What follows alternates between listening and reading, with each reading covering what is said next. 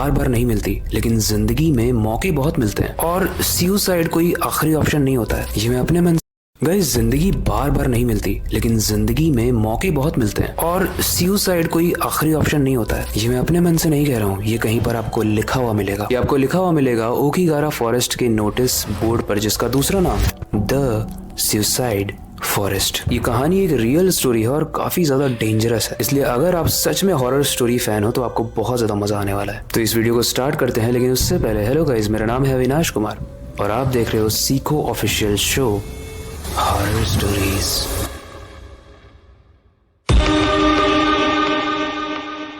ये कहानी जापान की है। जापान में एक लड़की रहा करती थी जिसका नाम था युका, जो अपनी फैमिली के पेट को पालने के लिए काफी मेहनत करती थी। उसके घर में वो एक अकेली ही कमाने वाली थी और जब कोई अकेला कमाने वाला होता है तो उसके पूरी फैमिली का बोझ उसके सर पर होता है और सेम युका के साथ भी था। इतना ज्यादा प्रेशर होने की वजह से वो अकेली रहने लगी। ना वो किसी से बात करती थी, ना वो कहीं घूमने जाती थी और ना ही उसके कोई दोस्त थे। आप ये कह सकते हो कि वो एक डिप्रेशन जैसी स्टेट में जा चुकी थी। धीरे धीरे उसके डिप्रेशन ने उसको इस तरीके से खा लिया कि एक शाम वो घर ही नहीं आई। उसके परिवार वाले काफी चिंता में थे, उन्होंने हर जगह ढूंढा लेकिन वो मिली नहीं।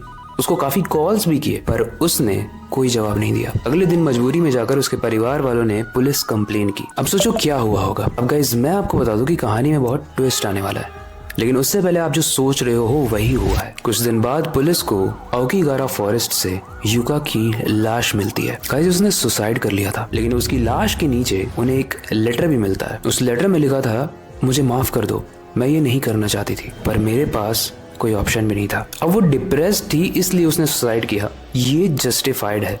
ऐसे बहुत सारे सुसाइडल केसेस आते हैं, हालांकि ये सही नहीं है, बट स्टिल उसके घर से 100 किलोमीटर अप्रॉक्स दूर ओकीगारा फॉरेस्ट को उसने क्यों चूज किया? उसी जंगल में क्यों गई वो सुसाइड करने के लिए? गाइस, ये जंगल जापान के माउंट फुजी के पास है और ये जंगल इतना बड़ा है कि अगर आपका सुसाइड करने का मन ना भी करे और आप बस इसमें चले जाओ तो वापस आना लगभग नामुमकिन है।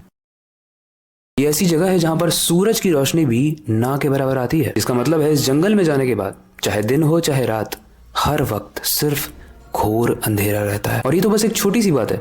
यहाँ पर ना फोन के सिग्नल्स आते हैं और ना ही आप कैंपस का यूज कर सकते हो, यानी डायरेक्शन वाला जो कंपास होता है उसका भी यूज नहीं कर सकते आप यहाँ पे, क्योंकि वो खराब हो जाता है। इसका बेसिक सा मतलब है आप कुछ भी कर लो, अगर एक बार आप ओकीगारा फॉरेस्ट में चले गए जापान के, तो आप वहां से वापस नहीं आ सकते। और यही रीजन है कि कई लोग इस जंगल में जाने से पहले अपने पीछे पीछे एक रस्सी छोड़कर जाते हैं, ताकि जब वो वापस आए तो उन्हें पता चले कि वो कहाँ से आए हैं। पर इस रस्सी को फॉलो करने के बावजूद भी कुछ लोग मिस हो जाते हैं। एंड गाइस, ऐसा माना जाता है कि उस जंगल में बहुत सारी आत्माएं भी रहती हैं, वही आत्माएं जो उन लोगों की है जो वहां पर भटक कर मर गए। वो चाहती हैं कि जितने भी लोग उस जंगल में आते हैं वो भी वापस ना जा पाए, इसलिए अगर कोई लकीर भी छोड़ता है, कोई रस्सियां भी छोड़ता है, तो उस रस्सियों को वो भटका देती हैं। और अगर बाहर आती है एक इंसान की तो वो है लाश। वैसे तो इस जंगल में जो भी लोग जाते हैं वो आधे से ज्यादा सुसाइड की वजह से ही जाते हैं, मतलब सुसाइड करने ही जाते हैं, क्योंकि एक बार आप वहां पे गए तो आप चाह कर भी बाहर नहीं आ सकते। आपके इक्विपमेंट्स काम नहीं करते हैं, कितना भी ज्यादा एडवांस इक्विपमेंट हो, वहां पर कोई रोशनी नहीं है, मतलब एक तरीके से आप मौत के मुंह में ही जा रहे हो। एंड स्ट्रेंज चीज ये है कि यहाँ पर सबसे ज्यादा सुसाइड के रेट मार्च में आते हैं, क्योंकि जापान में मार्च में ही एकेडमिक ईयर का रिजल्ट आता है। गाइस, आज की डेट में प्रेशर हैंडलिंग बहुत कम हो गई है बच्चों की। अगर ये वीडियो कोई पेरेंट देख रहा है तो हमें अपने बच्चों को टफ बनाना बहुत जरूरी है, वरना फिर सुसाइडल केस बढ़ते ही जाएंगे। इस 1980 में एक फेमस नोवेल भी पब्लिश हुई थी, जिसमें उस नोवेल का मेन कैरेक्टर उस जंगल में जाकर सुसाइड कर लेता है। अब आई डोंट नो, इसी से इन्फ्लुएंस होकर लोग नहीं जा रहे हैं, वो इसलिए जा रहे हैं क्योंकि वहां से कोई ऑप्शन नहीं है वापस आने का।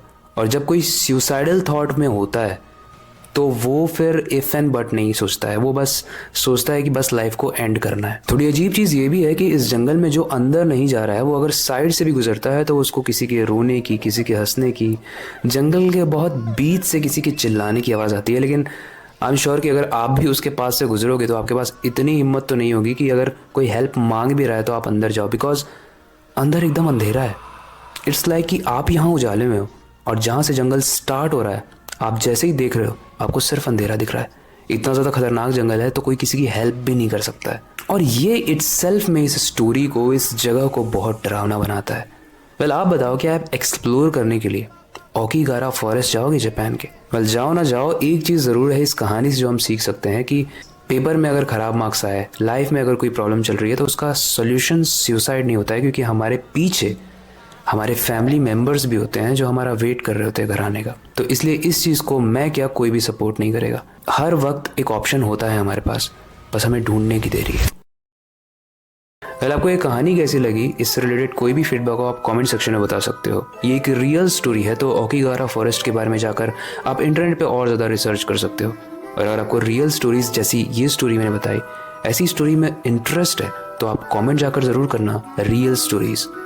बाकी ये वक्त आ चुका है इस वीडियो को एंड करने का और नई स्टोरी पर काम शुरू करने का। लेकिन जाने से पहले मैं बस एक ही चीज़ कहना चाहूँगा, स्टोरीज डिफरेंट होती है लेकिन एंड वाला पार्ट नहीं। तो अपनी क्यूरियोसिटी को डाई मत होने देना, नई चीज़ें सीखते रहना, अपने बेड के नीचे और खिड़की के बाहर ज़रूर देख लेना। मिलते हैं अगली वीडियो में।